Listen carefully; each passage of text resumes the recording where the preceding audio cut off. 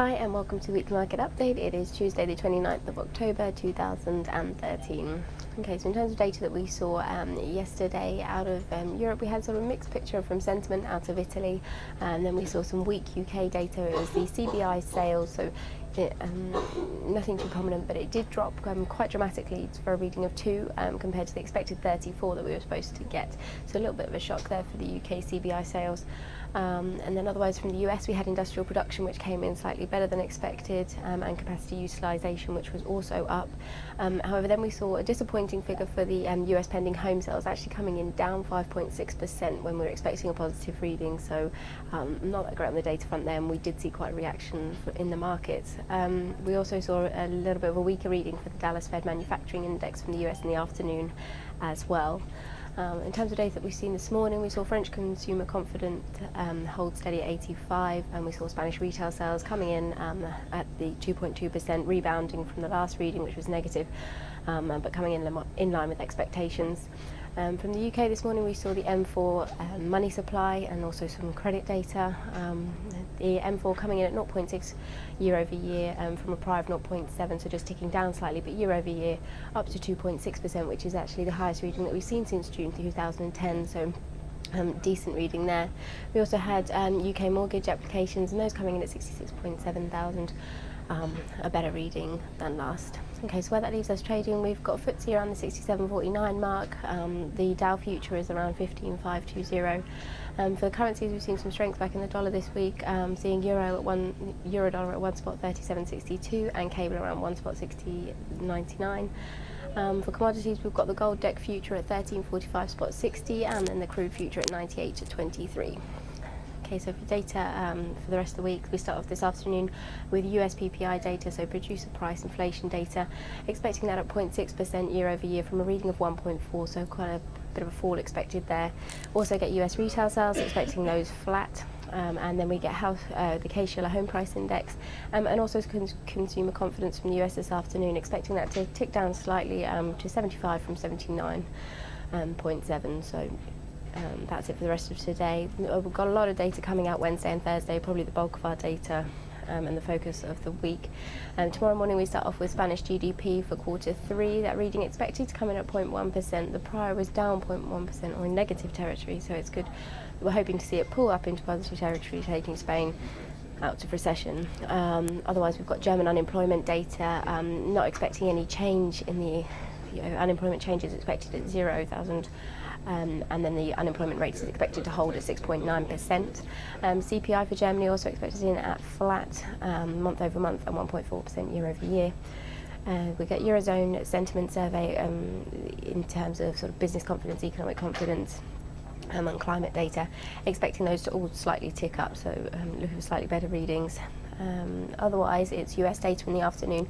We get the ADP employment number, expecting that at 150,000 from 166,000 last, so slightly lower. Usually we get the non-farm payrolls data on the Friday following ADP. However, because of the government shutdown, and we only saw the last release of non-farm last week, that we're not expecting the next reading until November 8th is the next reading for the non-farm payroll, so just something to bear in mind there. Also from the US, getting CPI data at 0.2% expected from 0.1, that's month over month, and 1.2% year over year.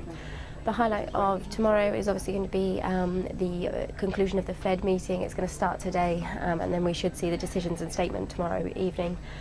Not really expecting any dramatic change there, but people are really largely going to be watching for any change in language and any, after the government shutdown, what we might be expecting from tapering. People's expectations largely seem to have been put off until next year, and not expecting to see a taper until sort of springtime next year. But we will be watching this statement maybe to see if there's hints that we could possibly see at the end of the year, or if it will be pushed back. So maybe people just reaffirming sort of expectations there, but we're tending to see people sitting on the sidelines at the start of this week in anticipation of the meeting and what we might see. So a bit of a quiet start to the week. Hopefully after Wednesday evening we should see things pick up. In terms of data then Thursday following that, we've got UK house prices out in the morning, and then from Europe we've got German retail sales, expecting those at 0.4% from prior down to 0.2%. Also some consumer confidence from Germany, expecting it to tick up to 7.2 from 7.1. French brings PPI data, expecting that flat month over month, and their consumer spending data from France, expecting that to go into positive territory from negative. So hopefully looking for some positivity for France there. From Italy, we've got unemployment data, expecting it to tick up slightly to 12.3% from 12.2%. And Italy will also bring CPI and PPI data as well. From the Eurozone as a whole, getting that unemployment reading as well and expecting that to stay on hold at 12%. And again, a CPI reading from the Eurozone as a whole, expecting the core CPI year over year to come in at 1%.